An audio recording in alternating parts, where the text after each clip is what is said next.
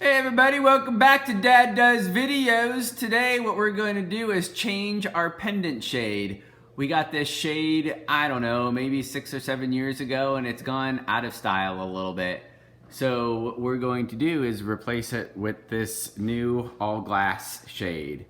First step, guess what? Let's get the light bulb out of there.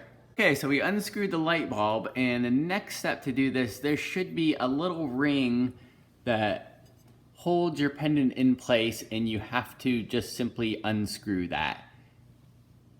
Be careful you're holding onto your pendant at the same time because you don't want shattered glass on the floor. So here's what your ring should look like after you've taken it off of the pendant, and you just loosen it just like you would anything else in your life to the left.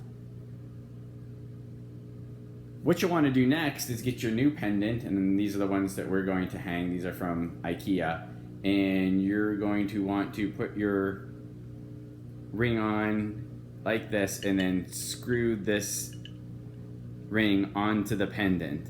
This is what your pendant should look like. It should have the remainder of what's left after you've taken the light bulb, the ring, and your previous shade off. And like I just showed you, we're going to put the new shade on underneath that and basically screw it on with the ring.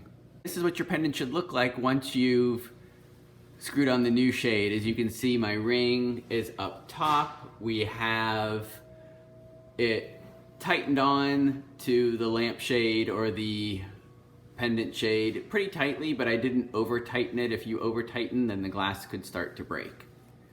So the fun part is next. You put the light bulb of choice in for you and turn it on. So we just got these Edison light bulbs from Home Depot. We wanted them to be relatively bright so you could see the 75 watt replacement reference on there, but of course they only use 8.5 watts. They're soft white, which is 2700K from a color standpoint. So I've got that in, and as you can see right there, so we're gonna hit the lights and see what happens. Whoa, don't be blinded.